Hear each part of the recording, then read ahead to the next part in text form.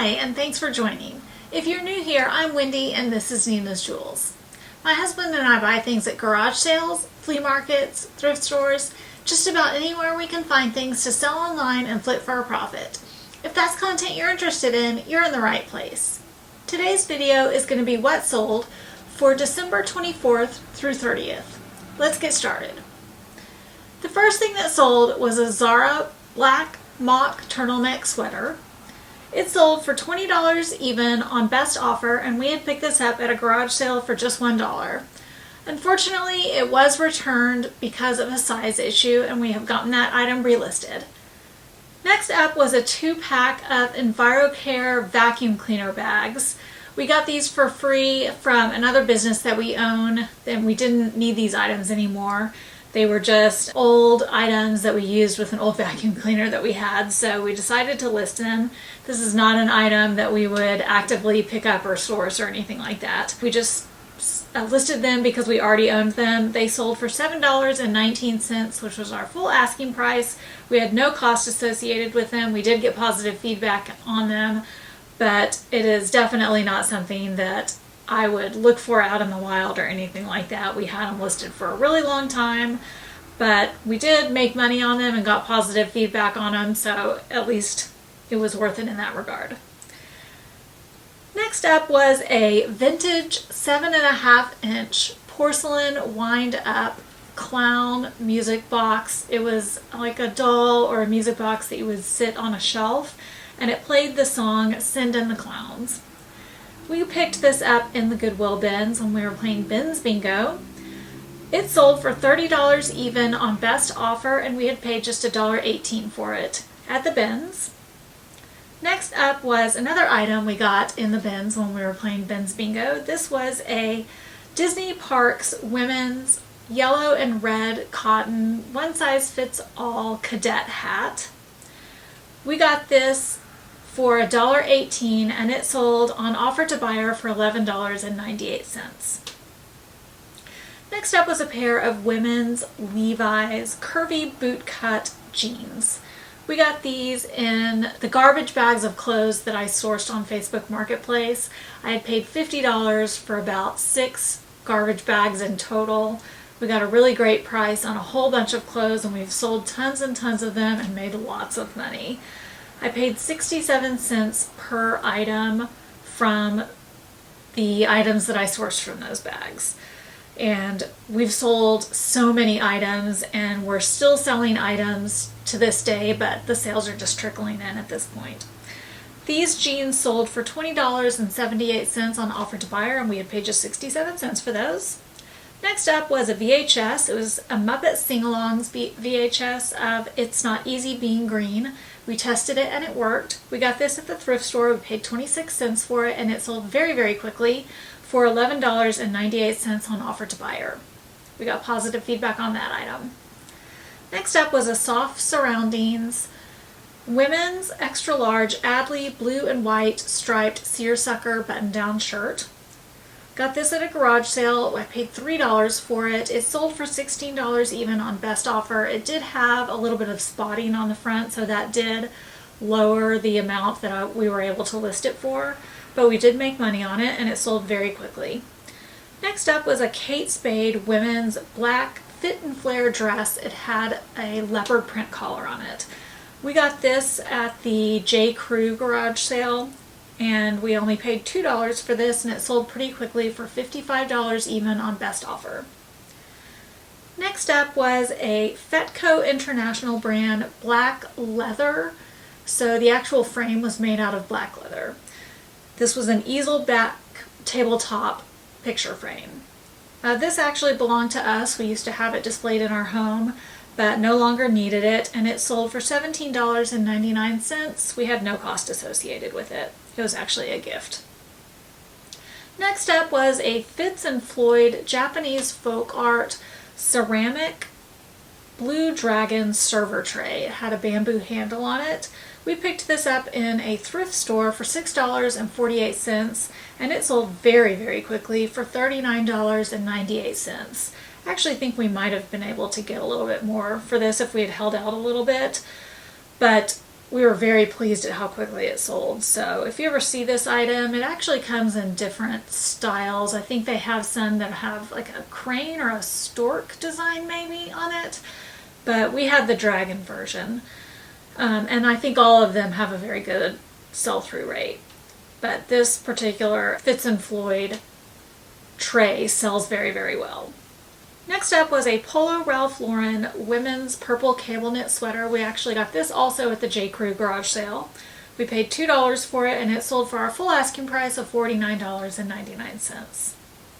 Next up was a Simplicity sewing pattern for a girl's halter dress and romper. This is, I don't think this one was ever used. I don't think I ever used this one, but actually I can't remember. It sold for $7.98 on offer to buyer, and I don't remember how much I paid for it or if I used it, so I'm not sure what my cost is on it, but we did get positive feedback on it. I had that listed for quite a while though. I have a lot of patterns listed, and some of them sell quicker than others, and some of them are very long tail, so patterns are kind of hit or miss. Next up was a pair of 7 Luxe women's plus size embellished jeans. These sold for $22.48 on offer to buyer. We had paid $4 for those at a garage sale. We had a return open on these, and we're waiting for these to be sent back. The return was open because of a fit issue. Next up was a Peerless brand shower trim kit for the shower handle. So it was not actually the whole setup for the shower handle, it was just the trim kit for the shower handle. And we got this at a garage sale. We paid $3 for it, and it sold very quickly for $27.98. Next up was, the brand is I Love This Cotton, and the color was monkey red. So it was, a color used to make like a sock monkey, I think. We got this, it was brand new, we got it at the Goodwill bins. We paid 67 cents for it, and it sold for $9.99. It did take quite a while to sell, although we do well with certain types of yarn, especially wool yarn, and we used to find it in the bins more often, but we have not been finding it as often as we used to. Next up was a ornate gold carved wood oval picture frame. We got this at a garage sale for $1, and it sold very quickly for $32 even on best offer. And like I've mentioned in previous videos, oval and round picture frames are definitely a pickup if you see them in a garage sale, whether they're vintage or more modern, because they are difficult to fabricate. They will sell quickly and for a high price even if they don't have glass. We did get positive feedback on this one. Next up was a brand new in package pack of Lowe's brand Holiday Living 9-foot Christmas garland. We got this at the Goodwill bins last year actually, and it took quite a while to sell. But it did sell this year after Christmas actually, which was strange, but it sold after Christmas for $15 even on best offer, and we had paid 67 cents for that at the bins. Next up was a 3-pack of Bevel Shave System shave cream. They were small 3.4 travel size bottles of shave cream for men. And we had gotten these at an estate sale. We paid $3.25 for those, and those sold for $28. Next up was a Style by Benetton women's chunky hooded wool and alpaca blend sweater. We got this at a thrift store. We had paid $6.94 for it, and it sold for $47.18. Unfortunately, we had missed some damage on the sweater, and it had like some seam splitting on just kind of the bottom edge of it, like, on this part of the sweater right here. And so the buyer let us know that it had that damage, and we apologized. Of course, we tried really hard to catch everything like that, but occasionally we do miss something. And so we just apologized, said no problem, asked her to return it because I was hoping that maybe it was something I could repair and then we could relist. But I don't think it is something that I can repair, so we're just probably gonna donate that or just, get rid of it.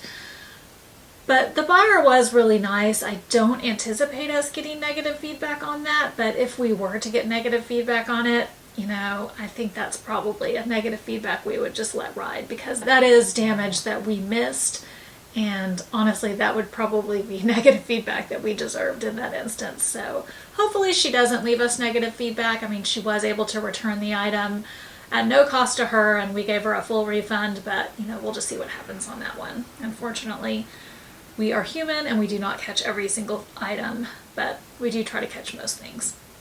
Next up was a brand new sealed DVD of the movie Flyboys. This was actually gifted to us to sell from a family member, and that sold for $9.99. We had no cost associated with that, and we got positive feedback on it. Next up was a vintage 1993 framed family name history of the last name Maples. So it was like a certificate or a document that explained the history of the family name Maples. This came from the other business that we own, which is a custom picture frame shop, and what I'm guessing is that somebody came in and had this item framed and then never came to pick it up. And it had been in that custom picture frame shop for years and years and years and years, and they never came to pick it up. So after a while, you realize they're just never going to come pick it up. So we did eventually sell that, and that sold for $29.98 on offer to buyer. That is an item that, of course, we had in our store for an extremely long period of time. It's amazing that something like that would ever sell on eBay, because that is such a specific item, and so somebody with the last name Maples has to come along looking for that, and they're looking for something so specific. But that's such an interesting thing to sell on eBay, because you are really truly matching a really specific item with a specific buyer. So that you have done your job on eBay when you sell an item like that. But that sold for $29.98 on offer to buyer, and we were glad to see that item go, because it has been in our store for an extremely long period of time. We did get positive feedback on it. Next up was a Roxy brand women's turquoise hooded sweater. This actually belonged to me. It was just not something I wore anymore. It sold for $19.98 on offer to buyer, and I don't remember what my cost was, but we did get positive feedback on that. Next up was an item we got in the B-Stock liquidation palette. This was one of the extra items that wasn't manifested. This was just a replacement remote control for a Vizio soundbar, and it sold for $11.18 on offer to buyer. We had broken down our cost per listing from this liquidation palette at $47.18. So looking at it from that perspective, we made no money on it, but we have broken even and are in the profit on that liquidation palette as a whole. So looking at it from that perspective, we are in the positive. And we got positive feedback on this particular remote control, so that's good news. We have sold most of the large items from that liquidation palette. The things that we have left are the turntables, and we are having a really, really hard time getting rid of those turntables. I am really lowering the price on those and pushing those hard, but we cannot garner a lot of interest in those. So if you know anybody who is interested in purchasing some turntables at good prices, definitely send them our way. Okay, next up is a Black & Decker all-in-one laser level. It is brand new in the package. We got this at a garage sale for $2. We actually got two of these for $2. We still have one listed in our store. This one sold for $22.48 on offer to buyer. Next up was an Abbott Freestyle glucose monitoring system. It was just the owner's booklet only, and like I've mentioned in previous videos, we do really well with selling just manuals and owner's booklets. So when we come across them in buyouts of storage auctions, or in the Goodwill bins, or if we buy a big box lot of something at a garage sale and a manual is in there, we always list it because it will generally sell for us, and instead of just throwing it in the garbage, we will list it. So this is an example of that. This was in a storage auction, and so we listed this. It sold for $7 even on best offer, and we had paid just 23 cents for that out of a storage auction. Next up was a lot of 17 and a lot of 18 Cooking Light magazines. Those sold for a total cost of $44 on best offer. We had no cost associated with these magazines because someone was giving them away for free through the Nextdoor app, and I had just driven over to their house and picked them up. Unfortunately, the buyer contacted us and said that they had received one box. We actually had these pre-packed because we were selling them in two different lots, and we had them pre-packed into flat rate priority boxes, so we shipped them out in two different shipments. The buyer contacted me and said that they had received one package, but not the other package. Eventually, they did let us know that it turned up. They were able to locate it. But we have just had so many issues with buyers letting us know that they had misdelivery of items with the post office over the holiday shipments.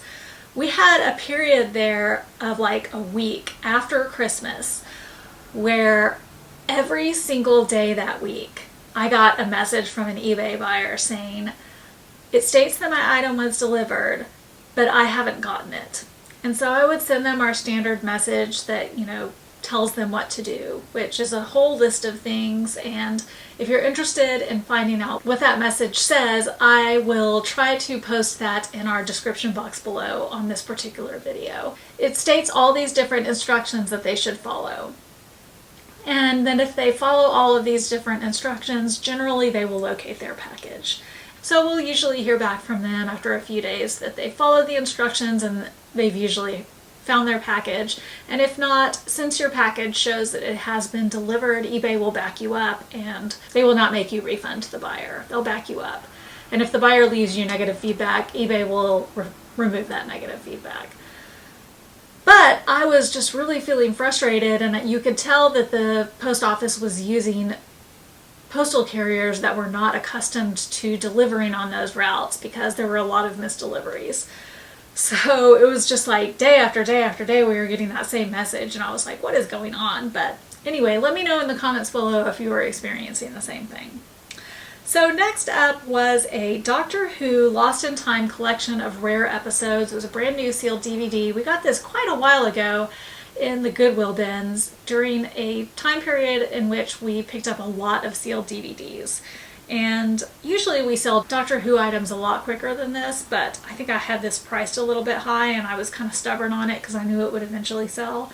And it did. It sold for our full asking price of $32.99, so I think it was worth the wait. We had paid $1.41 for that in the Goodwill bins. Next up was a men's Croft & Barrow solid gray polo shirt. This belonged to my husband and he just decided he didn't want it anymore. It sold for $12.78 on offer to buyer. Next up was a 4-inch Kelly Toys Squishmallow clip-on stuffed bunny rabbit toy. So it was a really small little Squishmallow toy, like for a backpack clip or something. This we got in the Goodwill bins when we were playing Ben's Bingo, and it sold for $16.99. Next up was a vintage 1997 Quest for Camelot Devon and Cornwall two-headed dragon brand new in box sealed plush toy. We got this at the thrift store for $2.16 and it sold for our full asking price of $24.99. Like I've said, dragon toys always sell very quickly for us. There are collectors of dragons. This also had a lot of other things going for it. It was vintage. It was from a vintage movie, Quest for Camelot, so it definitely was a sought-after item. Next up was a Fox Racing girls puffer jacket. We got this at a garage sale for $1 and it sold for our full asking price of $39.99. It didn't sell super fast. I did have it priced high because Fox Racing is a brand you want to be on the lookout for, but it didn't sit around in our store for, longer than a year. And that was selling fast enough for me. Next up was a men's Apartment 9 brown and blue argyle v-neck merino wool sweater. We got this in those Facebook Marketplace garbage bags of clothes. So we paid 67 cents for it and it sold for $17.99 on our full asking price. And last up was a 3-inch plush hedgehog backpack clip or plush toy little accessory keychain. This came out of the Goodwill blue box that we got from Goodwill. If you haven't seen us doing that unboxing, we'll link that video above and in the description box below. That we paid $2.19 for. That's what we broke down our cost of each of the items from that Goodwill blue box to. That sold for $10.38 on offer to buyer, and that actually sold to a subscriber and a viewer, and her name is Judy, and she actually has a YouTube channel called Thriftingkcstyle, and I'll link that up here and in the description box below, and you can see her channel over here as well. If you haven't ever seen one of Judy's videos, definitely check that out. Judy has some great reseller videos, and she actually has some Goodwill unboxing videos that she just put out too. So go check out Judy's channel. You will really enjoy it. Judy is super sweet, and I always enjoy watching Judy's videos. And last but not least, I'll go over all of the collectible cards from my husband's personal collection. This week we only sold low value cards, which are cards valued at $10 or under.